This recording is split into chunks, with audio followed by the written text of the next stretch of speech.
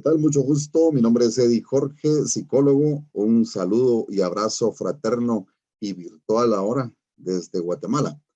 Vamos a compartir este tema que me han invitado. Le agradezco muchísimo este espacio de invitación para compartir el tema buscando el sentido de la crisis en la familia. Bueno, para partir de acá, de la palabra crisis, hoy por hoy, a 2 años casi de inicio de la pandemia o de la declaración de la pandemia como tal, se han puesto de manifiesto muchos problemas que ya venían afectando a las familias, ¿sí? No siempre la palabra crisis trae connotaciones o significados negativos para la familia. Entonces, de ahí, desde nuestra fe y de nuestra esperanza, como hombres y mujeres de fe, pues sí, vamos a buscar el sentido a la crisis. No siempre es fácil, no siempre es de una sola persona. Por eso es que el título es El sentido, ¿verdad? Buscando el sentido de la crisis en la familia. Porque si una sola persona de la familia intenta resolver la crisis, pues le puede tomar más tiempo, se puede frustrar o de alguna manera se va a desgastar y va a perder un poco la esperanza. Lo importante es entonces que la familia sea consciente para poder abordar lo que haya que abordar. Entonces, iniciamos diciendo que en las diferentes etapas del desarrollo de la familia vamos a encontrar crisis. La familia empieza, pues, con el amor de dos personas que deciden, que toman que dan ese paso para formar una familia. Y pues bueno, a veces hay mucho romanticismo, en algunas culturas centroamericanas aún todavía se manifiesta aquello de la presión de la familia o de la presión de la sociedad para formar una familia, pero vamos a partir acá, ¿sí? Vamos a partir del supuesto que dos personas, independientemente de la edad, han intentado formar una familia con toda la buena intención. Y va pasando esa familia por diferentes etapas, por diferentes ciclos. Vamos a hacer la comparación, así como cuando nace una persona, pues sí, hay desde el primer momento que es engendrada la persona, pasa por diferentes etapas, diferentes ciclos hasta el momento del nacimiento. Pero la cosa no queda ahí. La persona sigue creciendo, el niño sigue creciendo y la verdad con los seres humanos es que pareciera que nunca dejamos de crecer, porque aun cuando llegamos a la mayoría de la edad, seguimos vinculados entonces a algunas circunstancias sociales y familiares que se ven muy claramente a diferencia de otras especies. Entonces, con esa comparación, así como el niño o la niña va creciendo, va pasando desde los dientes de leche a dejarlos pues ahí tiraditos debajo de la almohada para que el ratón se los lleve en algunas tradiciones, pues así pasa del romanticismo muchas veces a la realidad, la familia, toda familia. Entonces, por eso decimos en esta diapositiva que la crisis familiar es una oportunidad para transitar de la catástrofe, porque algunas veces las cosas que suceden en la familia se ven de muchas maneras catastróficas. Ya vamos a ver que también podemos hacer mucho más bulla, mucho más ruido emocional y ver lo catastrófico cuando desde afuera se mira de una manera sencilla, pero compleja, la situación que esté pasando la familia. Y bueno, la otra palabra aquí es el caos. Es curioso, pero el caos emocional para muchas familias llega cuando van poniendo en el centro de la vida, el centro de sus elecciones familiares, otras cosas como objetivos, como metas, que no son precisamente el verdadero sentido, tanto a nivel individual como personal. y entonces empieza a aparecer el caos. Por ejemplo, lo resumo de esta manera. Si es un joven, de pronto pone en el centro de su vida, imaginemos en este momento, 3 círculos concéntricos, y en el centro, el joven o la jovencita, la señorita, coloca al novio o a la novia como el centro de su vida, ¿sí? Y entonces, al poner en el centro, en el lugar que le correspondería quizá a Dios, quizá a la familia, en el lugar que le correspondería a otra persona, a otra situación, coloca al novio. Ya vemos los enamorados, ¿no? Van colocando no solamente en el centro, sino desparraman toda la vida.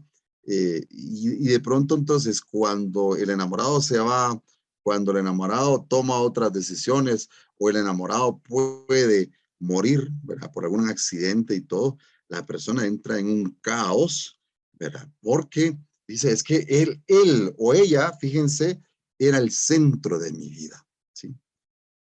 Y nos puede pasar a los papás también. A los papás nos puede pasar muy fuertemente esto, porque podemos decir, es que desde que tenemos hijos, el centro de nuestra vida son nuestros hijos. Y luego después vienen las crisis de una posible separación de los papás. ¿Por qué? Porque han puesto en el centro a los hijos. ¿Y dónde quedó el papel de Dios dentro de la familia? Si es una familia cristiana, si es una familia creyente, debería estar en el centro Dios. Y no, ¿verdad? Ponemos a los hijos, ponemos al trabajo antes que al esposo o a la esposa. Y entonces muchas de las cosas que deberían de pasar dentro de la pareja dejan de suceder. Y ahí viene el caos.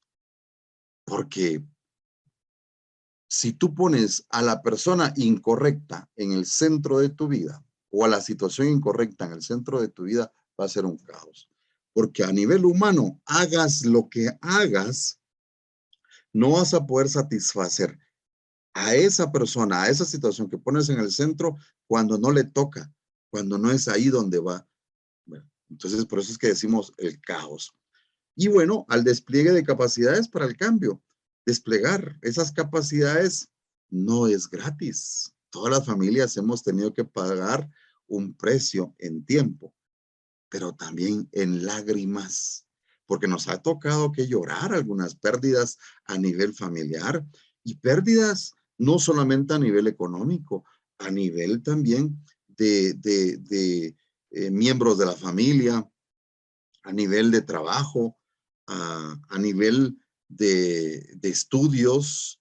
Toda la familia ha estado ahí pendiente y con unas altas expectativas de que el niño va a ganar los cursos que se va a promover al siguiente año escolar o al siguiente grado, como lo digamos en nuestros países.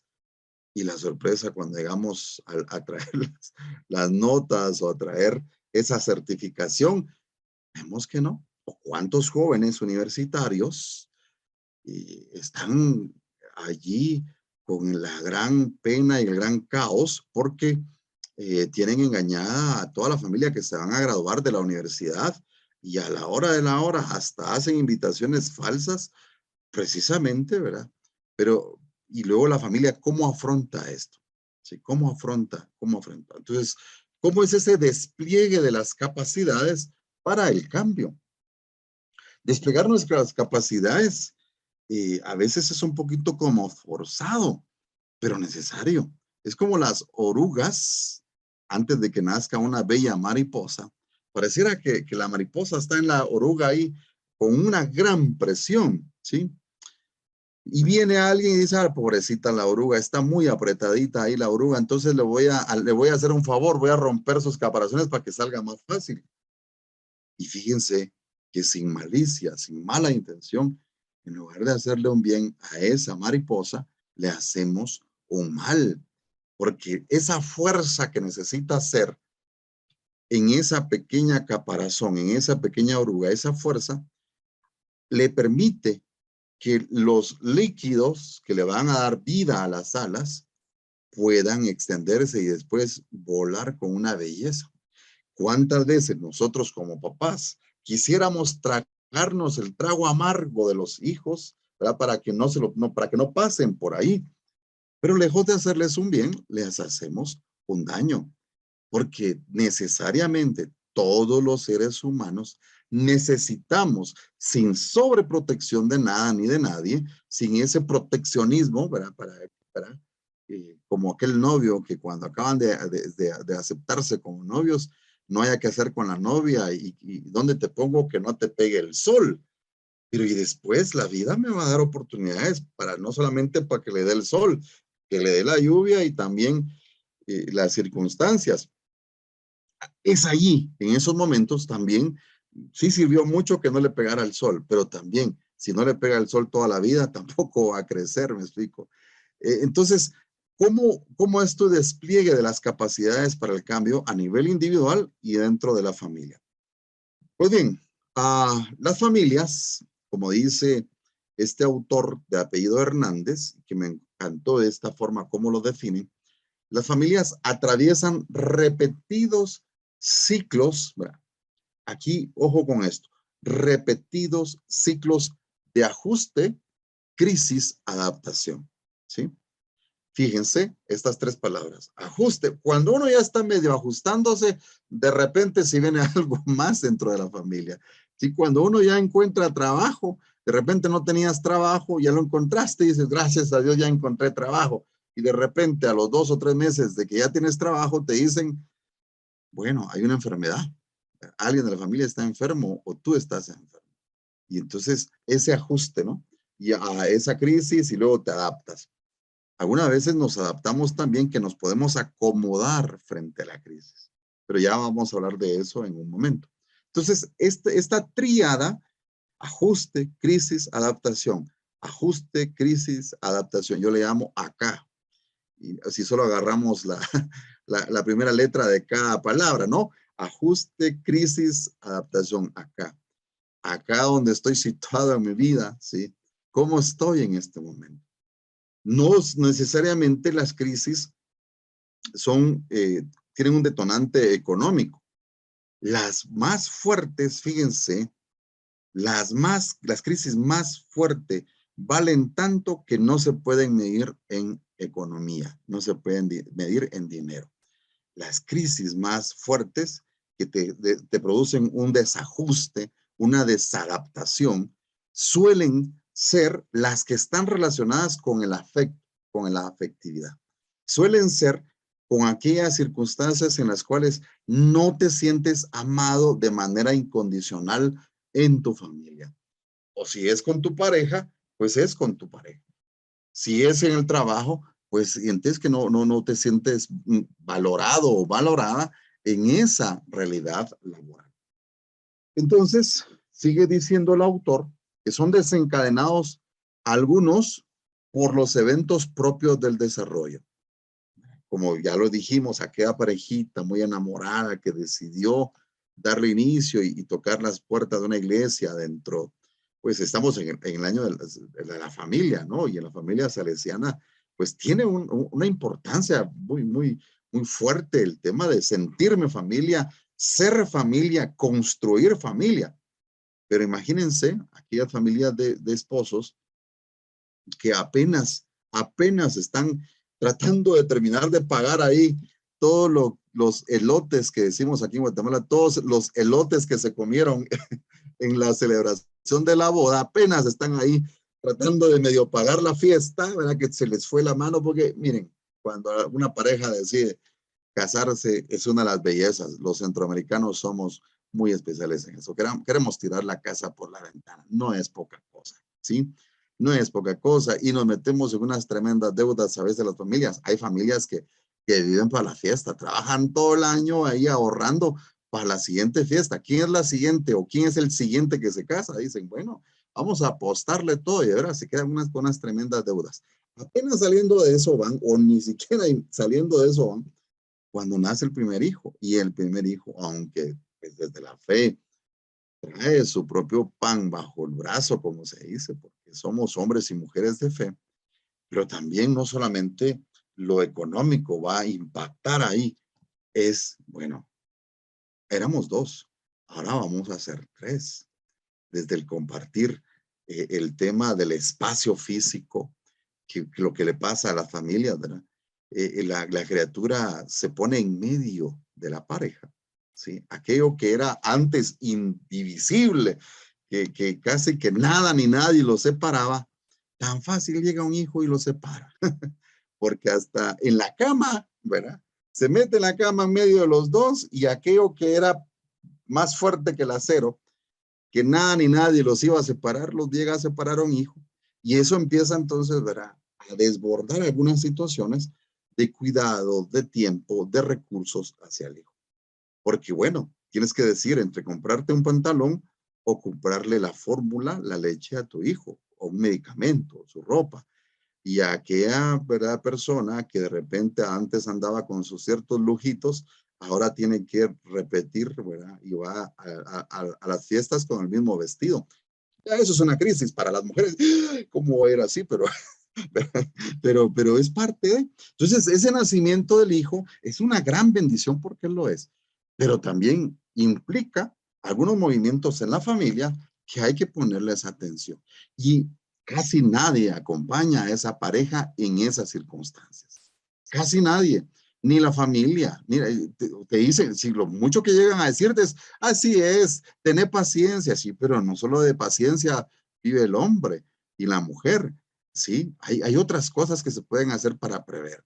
Y en ese sentido, creo que la iglesia tiene una tarea también por delante en función de la preparación al matrimonio, pero también es cierto, no todas las nuevas familias, no todos los matrimonios están pasando ahora por el sacramento del matrimonio. Y entonces, ¿qué podemos hacer como iglesia para poder acompañar a aquellas familias que no están pasando por el sacramento para poder decirles, hey, hey, cuidado, puede pasar esto? Es decir, van a pasar por esta crisis, pero una manera de resolverlo es esta, porque también es un trabajo, pues son nuestros hermanos, somos hermanos todos, y entonces hay una conciencia ahí. Luego, ¿eh? ya le agarramos la onda, decimos, al niño que nació, ¿verdad? Ya, pues nos adaptamos todos, que si es llorón o no es llorón, aquí en Guatemala decimos si el nene es chillón o no, ¿verdad? Ya le agarramos la onda, ya sabemos que nos desvela, ¿verdad? Cuántas parejas recién casadas se sufren mucho por el desvelo de los primeros meses, porque el reloj biológico lo pueden tener cambiado a las criaturas. Pero luego viene el tema de la escolarización, ¿sí? Ya tiene que irse a la escuela, al colegio. ¿Y qué implica para la familia? ¿Verdad? Para algunas familias, dice, ay, gracias a Dios que mi hijo ya va al colegio. Ahí que miren los salesianos que hacen con ellos, ¿verdad? Porque sabes que molesta mucho, desde ahí lo van a poner bien. Pero también sabemos que hay otras familias que sufren y dicen, bueno, ese desapego, ese primer vínculo con la escolarización. Entonces, cada una de las fases, ¿verdad? Uno dice, bueno, ya, salvé, ya, gracias a Dios, ya está en la escuela. Bueno, luego viene la adolescencia. ¿Qué te espera con hijos adolescentes? ¿Sí? Y con estos modelos de familia que vamos teniendo también en nuestra realidad centroamericana, porque en la realidad centroamericana se van viviendo esos también, es la realidad. Aquí hay que leer la realidad también. ¿Cuántas familias están desintegradas por las diferentes circunstancias sociales que imperan en nuestra sociedad? Porque la familia aquella que tuvo que desintegrarse, porque el papá se fue a Estados Unidos a trabajar y entonces tiene que lidiar la mamá con los hijos y encargarse ella de toda la educación sin la figura paterna. Y al solo hecho de la crisis esta de lo que implicaría separarnos, separarme, ¿verdad? De la familia, tanto para el papá como para el que se va como para el que se queda, ¿sí? Y vemos también entonces en la realidad centroamericana esos cientos, miles de familias que han salido en caravana de Honduras, de nuestros países centroamericanos, también pasan por una tremenda crisis, ¿verdad? Eh, y eso es un resultado también lo que produce la sociedad. Entonces, todo esto, dice el autor, producen crisis normativas o transiciones que son seguidas por periodos de relativa estabilidad. Otros ciclos se inician por la aparición de un estresor no normativo, ¿verdad? Como el diagnóstico de una enfermedad. A todas las familias nos impactó el tema de la pandemia, ¿verdad? O una enfermedad severa, un cáncer. Miren, sin necesidad de llegar a cáncer, la diabetes, ¿sí? Una enfermedad que está presente en la realidad centroamericana, pero cuánta resistencia hay frente a la diabetes.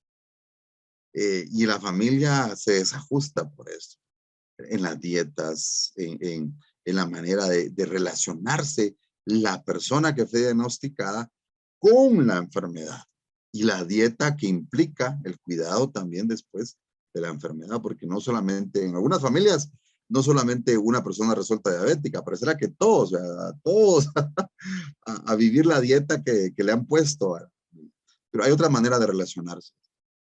Sigue diciendo el autor en alguno de los miembros, ¿verdad? Ante lo cual se produce una crisis, dado que las demandas exceden las capacidades de las familias, al menos transitoriamente, viene luego la fase de adaptación durante la cual se restaura el equilibrio y se instaura la estabilidad relativa hasta la siguiente crisis. De verdad, tenemos que ser conscientes que después de una crisis viene otra. Ya San Ignacio lo decía, cuando no estamos en crisis, hay que hacer como los animalitos, como las ardillitas, ¿sí? Que cuando no están en crisis, ¿qué hacen las ardillas? Buscan frutos, buscan semillas y las guardan, porque saben que va a venir un tiempo de hambre, ¿sí? Y va a venir un tiempo de verdad de invierno donde no van a poder cosechar porque va a haber mucho frío, porque va a haber hielo, nieve en nuestras realidades y del cambio climático también. Entonces las ardillitas van guardando ahí. Y en ese sentido, ¿verdad? Tenemos que estar conscientes las familias que después de esta crisis seguramente vendrá otra. Y cuando yo esté bien, entonces trataré de ahorrar no solamente dinero, sino también otras circunstancias y sobre todo las lecciones. ¿Qué cosas aprendimos al pasar esta crisis para la siguiente? Es muy utópico y real, es irresponsable decirle a nuestros hijos que después de esto ya todo va a estar tranquilo, que ya todo va a estar en paz. Eso no es cierto. Vamos a volver a pasar otra crisis. Vamos a volver a pasar otro momento complicado, ¿sí? Así como hay crisis evolutivas, hemos dicho también hay crisis normativas o transitorias. Usualmente las crisis transitorias no estamos diciendo que van a pasar rápido, sino son de transición de un momento a otro, ¿sí? Eh, por ejemplo, cuando migramos, hay una crisis, no conocemos a nadie, hay que hacer nuevos amigos. Los niños tenían ya sus amigos en un colegio, una escuela, ahora tienen que hacer nuevos amigos. Y esto es una realidad en muchas familias hondureñas, salvadoreñas, guatemaltecas, nicaragüenses, ¿verdad? Con todo esto que ha estado viendo en esta realidad. Pero es esto, ¿verdad? Entonces, esas crisis normativas o transitorias, también hay una manera de resolverlas, hay una manera de dar el paso hacia adelante. Entonces, ¿cómo me está afectando? ¿Cómo me afecta? Y hemos dicho, hay dos tipos de crisis. Las crisis evolutivas, cómo voy evolucionando, mi propia evolución como ser humano, pero también cómo va evolucionando la familia, porque es curioso, en los esposos que tienen la bendición de llegar al final de la vida juntos, empiezan los dos solitos y terminan los dos solitos, sí, porque los hijos van creciendo y terminan después con la última crisis que le ocasionamos los hijos a papá y mamá es la crisis del nido vacío, ¿sí? Cuando pues estaban viviendo todos ahí y luego ya no hay nadie porque todos se casaron y todos se van. También es cierto que en nuestra realidad centroamericana no es tanto eso, porque en nuestra realidad centroamericana nos quedamos, está en la misma casa, en la misma cuadra, pero en el mismo terreno está viviendo todo el clan, ¿verdad? Solo hacen una casita por aquí, una casita enfrente y todo, y ahí. Pero en otras realidades ya se empieza a ver esto, que no hay tanta cercanía, no hay tanta comunicación, y entonces después terminan viviendo solo los papás. Pero bueno, es parte de. A ver, crisis, sus significados emocionales, ¿verdad? Por una parte, ¿verdad? Hay muchas maneras, desde hace siglos, maneras muy catastróficas de describir una crisis. Eh, hay una manera fatalista de ver la crisis, ¿no? Pareciera que esto es lo último que me va a pasar, ya de esta no me levanto. Y la belleza de la vida de los que hemos vivido un poquito más que los jóvenes, y la belleza de los que van adelante nosotros, nuestros abuelos, los ancianos.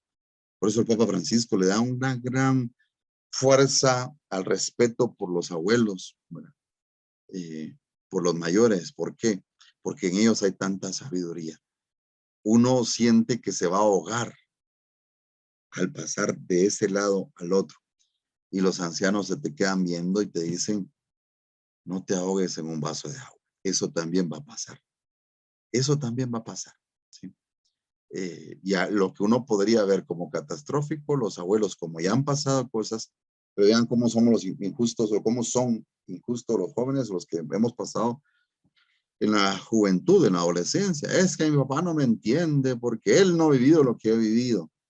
Quizá ha vivido otras cosas parecidas a esto, mejores o peores, pero hay una sabiduría ahí.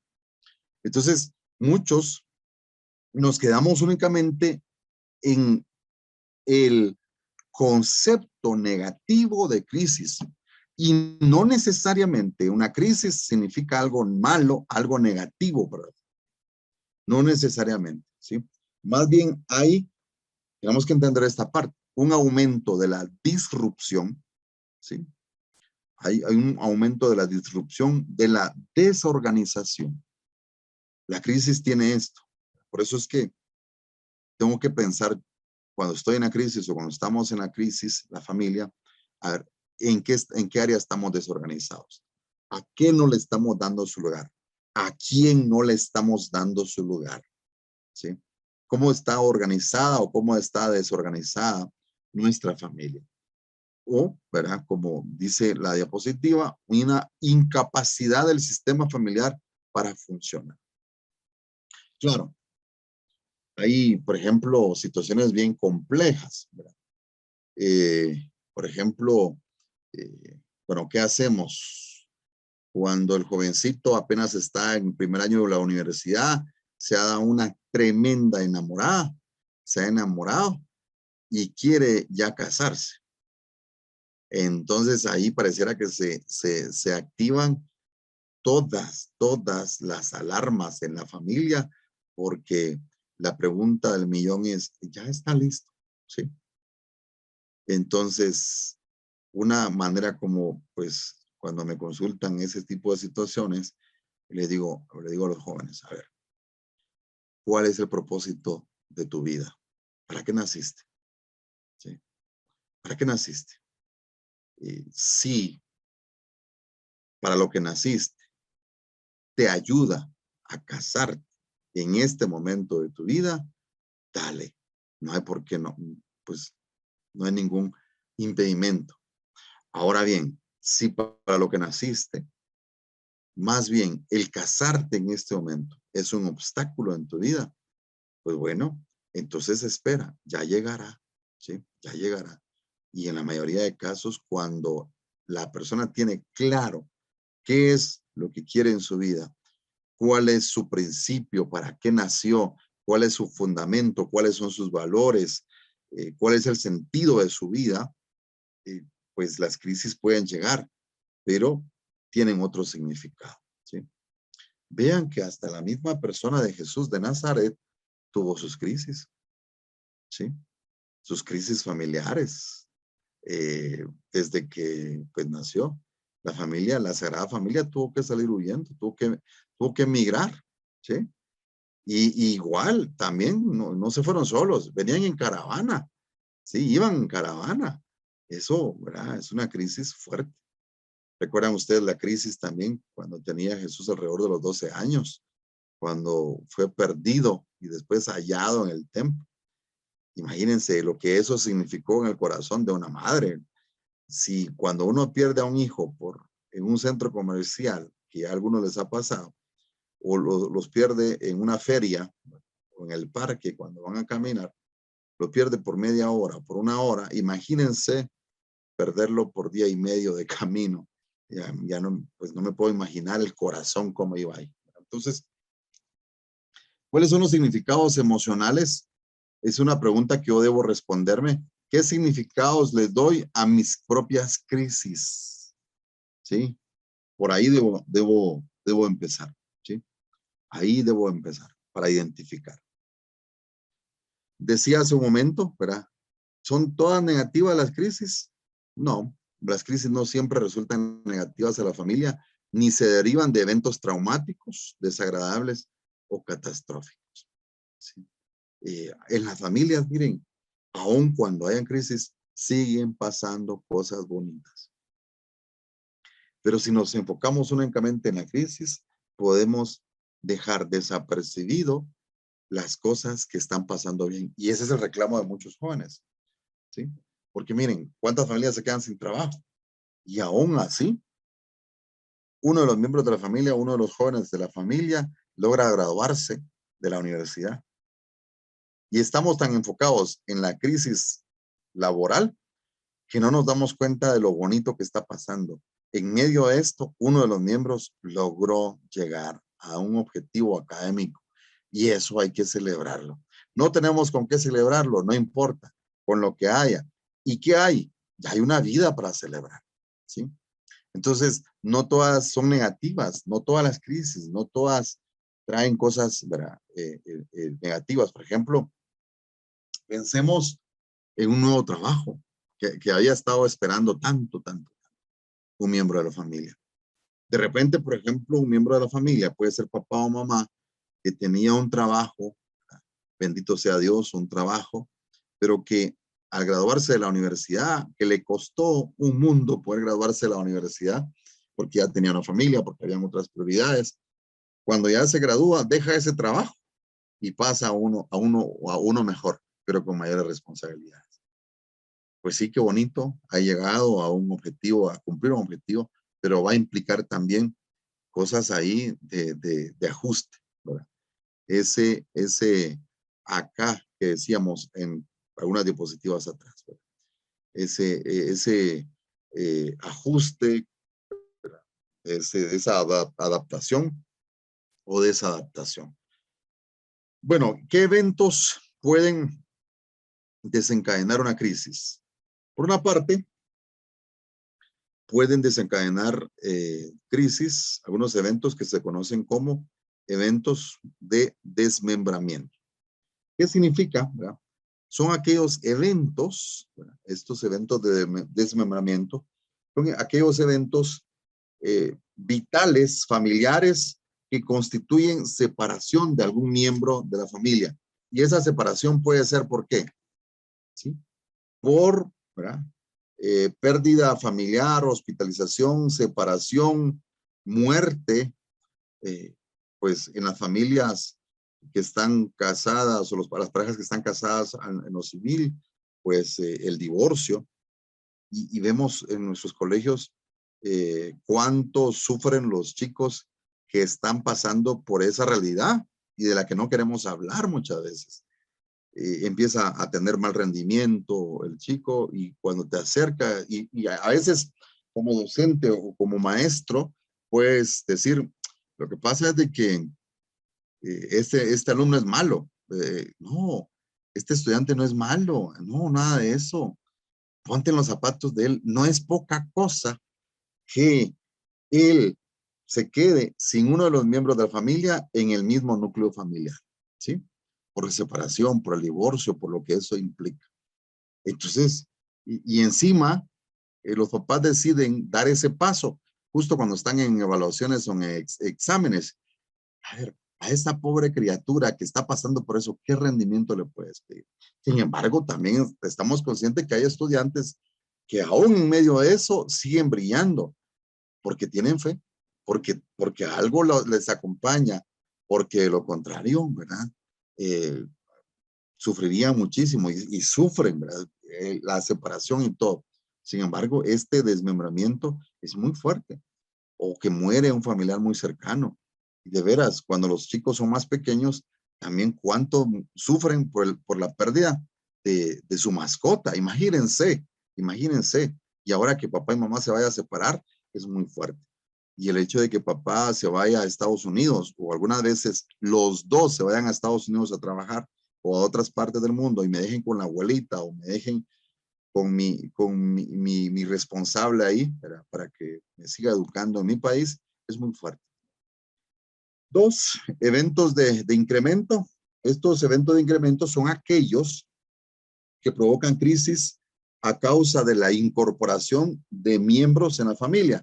Por ejemplo, cuando la familia decide adoptar a un nuevo hijo, ¿sí? Pero también, ¿verdad? Cuando llegan familiares a vivir, ¿verdad?, a la casa. Es una crisis, porque no solamente el pobre hijo ya se sentía desplazado, y va a venir un tío que va a venir a terminar de desplazarlo, a ponerlo más lejos en la mesa, desde ahí. O el hecho de que van a ser un hermanito o hermanita, y pues sus papás a veces somos ingratos, porque le decimos a los hijos, ¿querés un hermanito? ¿Querés una hermanita? Ah, vaya, perfecto. Entonces, mira, ahí te viene, y te viene tan, ¿verdad? Tan bien, que te va a quitar muchas cosas, o sea, el desplazamiento. Entonces, estos son eventos de incremento, ¿verdad? El hecho de a veces, por la pérdida de trabajo, pérdida de situación económica, tengo que ir a vivir a la casa de mis abuelos, ¿verdad? Y entonces es esta situación. Y luego el tema, el de los eventos de desmoralización, la situación de qué tanto me desmoraliza la situación. Entonces, eh, son aquellos hechos que rompen con la armonía moral de la familia. Por ejemplo, una enfermedad como el alcoholismo, ¿sí? Una infidelidad. Aquí entra la infidelidad, ¿verdad? Porque de veras, pareciera que solo le tendría que afectar a la mamá en el caso, ¿verdad? Si soy hijo y estoy viendo que hay una infidelidad, pero vean cómo a veces los papás somos ingratos, que involucramos a los hijos y a veces alguno de los hijos termina siendo como el cómplice, decimos en Guatemala, la tapadera, ¿verdad? Porque dices que si le digo a mi mamá se va a volver un problema mayor. Entonces, como dicen por ahí, ¿verdad? En algunos países, parece que el hijo tiene que alcahuetearle, pero al final es un evento de desmoralización. Aquella gran figura que tenía de papá, verlo en esa circunstancia. Como digo, puede ser alcoholismo, infidelidad, una adicción, drogas, ¿verdad? También la delincuencia, aquel hijo que estaba rindiendo muy bien y de repente se entera que papá va a la cárcel y que le sale todo un reportaje ahora en Facebook, porque en las redes sociales, y descubren que papá es el ladrón de la cuadra. Qué fuerte es, ¿verdad? Y muchas veces el hijo no lo sabe. También hay delincuencia más fina, de cuello blanco, y de repente pues salen ciertos reportajes ahí y obviamente son eventos de desmoralización, ¿verdad? Encarcelamientos, actos deshonrosos básicamente, ¿sí? 4, eventos de desorganización son aquellos que obstaculizan la armonía familiar, ¿verdad? Ya que por su naturaleza facilitan, ¿verdad? Facilitan las crisis familiares. Por ejemplo, eh, la pareja, si estaban esperando con mucha ansia y resulta que mi pareja es infértil, ¿verdad? Eh, Eso es fuerte, ¿verdad? Como dije, el divorcio, una situación de un accidente, algo imprevisto, ¿verdad? Una enfermedad psiquiátrica, que también cuántas familias hay dentro de la dinámica esta de las crisis, que están sufriendo, quieren arreglar esto solamente con oración y no hacen nada para acudir a los especialistas que corresponden. Es importante la oración, pero también es importante la acción la acción concreta de buscar ayuda con los profesionales de la salud mental. Porque si mi mamá, si mi papá tiene una depresión, una bipolaridad, algún tipo de psicosis, algún tipo de esquizofrenia, por supuesto que la familia va a estar en constante crisis. Y si mi papá o mi mamá tiene un trastorno de la personalidad como borderline o trastorno límite de la personalidad, esa vida familiar va a ser muy dolorosa. Y eso no lo voy a poder arreglar solamente con oración. También decía el Señor, con ayuno y algo más.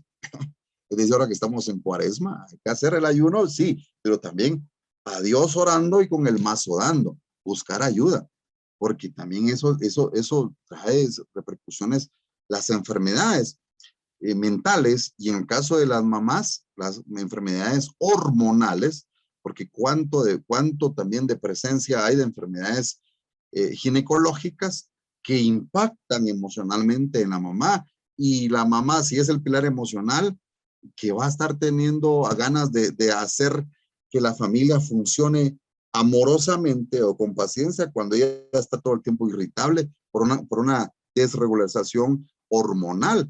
Y eso tiene un enfoque diferente, ¿sí? O pues también las situaciones mentales dentro de la familia, que es una situación fuerte, ¿verdad? Entonces, ya para ir aterrizando en esta parte, ¿sí? ¿Cuáles son como las cosas que hay que tener en cuenta, ¿verdad? Para poder intervenir en nosotros, ¿verdad? Y para poder darnos cuenta de qué tan grave es la crisis. Hay que ponerle nombre a las crisis, ¿verdad? Número uno, ¿cuáles son los aspectos a considerar? Uno, el tipo de evento que está ocurriendo, ¿sí? ¿Qué es lo que está pasando? ¿Sí? Y ahí darme cuenta, en primer paso, darme cuenta cuáles son las experiencias previas que tengo a nivel personal, como la familia. ¿Cuál es la intensidad de los factores estresantes? Es decir, no solamente está pasando esto y viene a empeorarlo tal situación. Pues el primer paso es definir el tipo de evento. ¿Qué es? ¿Cuál es el evento que nos está afectando a todos? Si es el alcoholismo, si es una enfermedad, pues sí, bueno, la enfermedad de papá, la enfermedad de mamá, la enfermedad de un hijo. Dos, la forma en que está afectando esta crisis a la familia. ¿En qué forma la está afectando? Es decir, ¿cuál es el grado de desorganización que está provocando esta crisis, ¿verdad? Y la conducta familiar reactiva ante el evento? ¿Cómo está reaccionando la familia? Y ojo con esto, porque muchas veces también involucramos a la familia extendida. Hay un problema y, digamos, hay un problema de papá y mamá, hay un problema de pareja, involucramos a las dos familias y las dos familias terminan peleando. ¿Sí? Si no lo han logrado resolver dos personas, es irresponsable comunicárselo a los demás. ¿Por qué? Porque si no lo han arreglado dos personas que se aman, no lo van a arreglar dos familias que no se entienden. ¿Sí? Entonces, es importante eso. Tres, la historia, ¿verdad?, de otras crisis familiares. Y esto es, bueno, es un evento repetitivo en la familia, tanto nuclear como extendida. ¿Cuáles son los mecanismos de resolución de las crisis? Eso hay que definirlo, porque pues, de repente es que, mire, mi papá, cada vez que hay una crisis es para ir a tomar, es para ir a emborracharse. Entonces hay que tenerlo bien definido ahí. O mire, es que con él no se puede hablar. De veras, o sea, con mi papá o con mi mamá no se puede hablar. No, es la queja de los jóvenes. Y uno dice, no, hombre, pero mira que sí. Y de veras, y cuando uno cita a los papás, de veras que sí, hay papás que no se puede hablar. Uno dice, ah, pero pobre el hijo, ¿verdad? O sea, tiene toda la razón de estar constantemente en crisis.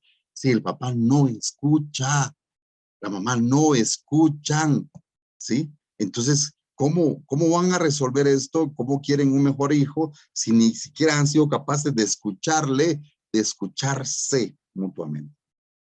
Cuatro, la habilidad de adaptación, ¿verdad?, ante la nueva situación. Y eso significa cuál es el grado de flexibilidad del sistema familiar. ¿Cuál es el grado de flexibilidad? ¿Qué tan flexible es esta familia? Luego, el nivel de apoyo, ¿verdad?, sería el paso número 5, el aspecto número 5, el nivel de apoyo disponible y los recursos familiares en general. Y sexto, el nivel de aceptación de la ayuda. De veras, uno creería que todos van a aceptar la ayuda, pero el que más la necesita es el que menos la valora y el que menos la está pidiendo, ¿sí? Y pues para finalizar, hay una situación ahí, ¿verdad? Que es la resolución de la crisis. 9 pequeños pasitos, ¿verdad? De repente, si estás en una crisis, identifica a ver en cuál vas, ¿sí? Entonces, paso número 1, identificar cuál es la fuente del estrés, ¿sí? ¿Cuál es la fuente del estrés? ¿Cuál es la fuente de la crisis? Detallar cuáles son las causas, ¿verdad? Que llevaron a la familia a esta crisis, ¿sí?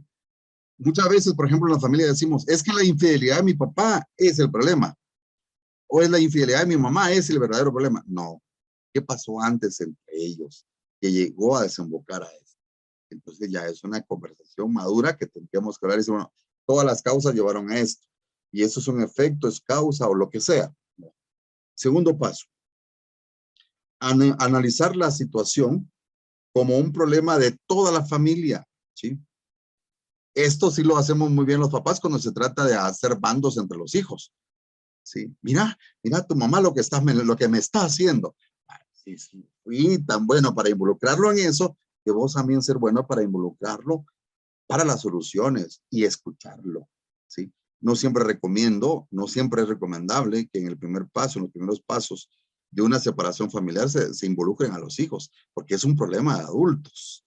Los hijos van a ser víctimas de esto, pero muchas veces es lo primero que hacemos, agarrar bandos, y hay un hijo o una hija a la cual le empiezan a, es que mira a tu papá, lo acabo de ver con la otra, mira a tu papá lo que me hace, es mi papá, como sea, es mi papá, ¿verdad? 3, redimensionar la situación, ¿sí? Redimensionar la situación manejando el significado y la gravedad del problema, es decir, esto ayuda a minimizar los efectos de la desorganización. Entonces, redimensionar lo que está sucediendo. No puedo seguir viéndolo todo catastrófico, puedo decir, esto también va a pasar y puedo dimensionarlo de otra manera. 4, buscar opciones para la solución. ¿Qué opciones hay para solucionar esta situación? Miren, en pareja, por ejemplo, que es lo más común en las crisis que afectan mucho a nuestras familias, rápido, divorciémonos, pues, a ver, un momento, hay otras soluciones, hay otras opciones. No nos llenemos en la boca de cosas que después nos vamos a arrepentir. Hay otra manera de acompañar, no es la primera solución. Estoy lastimando en eso. Entonces, hay otra manera de solucionar, ¿sí? Los jóvenes, si me seguís hablando de esa manera, si me seguís exigiendo, papá, me voy de la casa, me marcho de la casa. Es lo primero, cuidado. No, hay otras maneras. ¿Qué otras soluciones hay para ver esa situación? Apuesto que en plano más negativo siempre hay una otra alternativa, ¿sí? 5, reforzar las soluciones positivas y destacar las habilidades familiares para resolver la crisis. Esto es bien importante. 6, tratar de que la familia integre las nuevas situaciones a los acontecimientos cotidianos de la vida familiar, ¿sí? Que integren esto. 7, ayudar a la familia a recuperar la sensación de control. Esto es importante, que la familia sienta que tiene la situación bajo el control, disminuyendo la sensación de impotencia y las creencias de la carencia de habilidades para resolver los problemas. Si hay alguien enfermo en la familia, ahí ayudan mucho los médicos. Te dan toda la información sobre la enfermedad, puedes investigar correctamente la enfermedad, puedes darle el tratamiento que mejores resultados tiene, y entonces eso te va iluminando mejor el camino. Luego, octavo paso, flexibilizar el sistema familiar. No siempre es fácil. Flexibilizarlo. Es decir, bueno, podemos ir de a paso flexibilizar. 9, guiar y regular los esfuerzos adaptativos de la familia.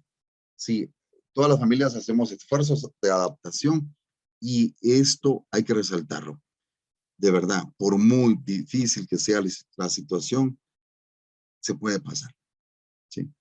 Y para las personas que somos hombres y mujeres de fe, deberás buscar la ayuda y el discernimiento espiritual en nuestros líderes religiosos. Esto le da un sentido muy diferente también a nuestras crisis familiares. Pues bueno, esto sería entonces la invitación a que veamos las crisis como una oportunidad para una mayor esperanza en nuestra realidad centroamericana. No porque las familias pasen por crisis, un joven puede decir, "Ah, entonces nunca me caso porque así no voy a tener esos problemas". Te cases o no, vas a ver a lo largo de tu vida crisis. En la iglesia también hay crisis, pero son oportunidades para crecer y para ir creciendo en la fe. Pasado esto, entonces, viene pues la pregunta final. Hay preguntas, ¿sí? Hay preguntas, ¿verdad? Entonces, quisiera saber si dentro de los asistentes hay preguntas, ¿verdad? Una pregunta que yo tengo antes de que me la lances tú es, a ver, ¿cómo resuelves tus crisis? ¿Qué crisis tienes tú? ¿Sí? ¿Qué crisis tienes tú? ¿Cuáles son tus crisis? Eh, si me dices que no, yo no tengo ninguna crisis, yo creo que esa es tu crisis, no darte cuenta que están pasando cosas a tu alrededor y que te tienen tan cegado o cegada que no te das cuenta. Bien, a ver, Miriam Margerlin Campos, de 15 años, ahí nos pregunta desde Mazagua, Nicaragua. Un abrazo para nuestros hermanos de Nicaragua. Nos pregunta, ¿cómo podría afrontar la familia la inestabilidad económica que hay en el país? Y vamos a extenderlo un poco más, ¿verdad? De acuerdo a la pregunta que nos hace, a la realidad también centroamericana y latinoamericana, y más ahora con el tema incluso de los precios del combustible que se han ido a los cielos, ¿verdad? Y esto va a traer más carestía para la vida. Sigue diciendo la pregunta, ¿cómo podemos mejorar la confianza con nuestros padres? Bueno, dos preguntas acá. De verdad, el impacto económico es uno de los más fuertes que afecta a la familia, pero no es el único ni el más importante, porque de veras, en la familia puede sobrar mucho, pero no puede faltar el amor. Y de verdad, cuando empieza a faltar el amor, incluso lo que sobra nos empieza a estorbar en la familia. Y visto de otra manera, puede faltar de todo, pero en aquella familia donde sobra el amor, de veras van sobrellevando las crisis con una suavidad que es una suavidad de Dios. Entonces, es cierto, tenemos que estar conscientes en las familias de que la economía impacta en la tranquilidad, en la estabilidad de nuestros miembros familiares, pero sí afecta lamentablemente y estamos a merced después de 2 años de, de, de pandemia y de todo lo que hay a nivel mundial, a nivel local en cada país, esto impacta. La segunda pregunta, pues siempre de Miriam Mayerling, dice, ¿cómo podemos mejorar la confianza con nuestros padres? Una de las situaciones aquí es la comunicación. La comunicación. Y aquí los centroamericanos no estamos tan educados para comunicarnos. Y ahí creo yo que los colegios, las escuelas, las universidades salesianas hacen una gran tarea, educar para comunicar. ¿Sí? Entonces, una manera de mejorar nuestra confianza es comunicar. Pero también es cierto, hay papás que no damos la oportunidad que nuestros hijos se comuniquen con nosotros. Bien, veamos otra pregunta de Alexa Barbosa, de 19 años, desde la hermana República de Costa Rica. Dice, ¿cuál es la mejor forma de resolver problemas de conducta? Pues son dos preguntas, son varias preguntas ahí que nos lanzan. ¿Cuál es la mejor forma de resolver problemas de conducta? ¿Cómo tratar de resolver problemas entre hermanos? ¿Y qué aspectos son fundamentales para una buena convivencia en el hogar? Bueno, a ver, la primera parte, los problemas de conducta. Habría que ver que todo esté bien y normal. Las familias se pueden buscar, hay parroquias, hay lugares donde haya asistencia incluso gratuita para ver situaciones psicológicas que pudieran estar interfiriendo en la conducta normal de los miembros de la familia. ¿Sí? Por ejemplo, el tema del alcoholismo es un problema de conducta. ¿Sí? Hay unos problemas que muchos jóvenes tienen, una autodestrucción, porque no encuentran sentido a la vida y entonces el camino más fácil es autodestruirse. Entonces, la primera pregunta tiene que ver con descubrir cuál es la causa de esa conducta autodestructiva que me causa dolor a mí y a los demás. ¿Sí? Luego la pregunta esta que está pues relacionada también con la conducta, es cómo llevarnos mejor entre hermanos. También es dialogar y establecer, ¿verdad? Es curioso porque si ustedes ven la película esta, El violín de mi padre, se van a dar cuenta, hay un problemón ahí entre dos hermanos, pero un problemón. ¿Y cómo se resuelve? ¿Verdad? ¿Cómo se resuelve? En algún sentido ya es muy tarde cuando el otro se da cuenta, pero vale la pena, ¿verdad? Eh, entonces la comunicación, ¿verdad? Como decir, bueno, ¿por qué es que te molesta tanto mi presencia? ¿Verdad? Dialogar, esto es importante. Luego dice, ¿qué aspectos son fundamentales para una buena convivencia en el hogar? Uno de los aspectos de veras que hemos estado perdiendo mucho por la secularización es poner en el centro de nuestra vida a Dios. Esto lo hemos dejado de hacer las familias. Ya hay menos familias que van a misa los domingos, por ejemplo, o que buscan esa referencia espiritual. O es un elemento, ¿verdad? Se ha perdido mucho eso, y está bien, trae cosas buenas y cosas nuevas, pero es de retomar aquellas prácticas que en la familia le puedan dar sentido de la convivencia, ¿sí? Eh, pues por ahí empezaría, ¿verdad? Bueno, la tercera pregunta dice Andrea Quinillo, de 20 años, de acá de Guatemala. Dice, ¿por qué los padres siempre tienen un favorito entre los hijos? Híjole, esta pregunta es fulminadora y creo que los papás tendríamos que contestar aquí con mucha honestidad. ¿Qué piensa de las familias donde hay dos padres y ninguna madre, o al contrario, los dos madres y no un padre? Bueno, hay dos situaciones. Uno, eh, el tema aquí es eh, el hijo favorito. Quisiera decir que no, pero es muy evidente en ciertas familias que sí tienen el hijo o hija favorita. Ah, pues es un llamado a la conciencia, porque por mucho que queramos ocultarlo, ah, no podemos tapar el sol con un dedo. Y muchas veces los papás queremos hacer eso.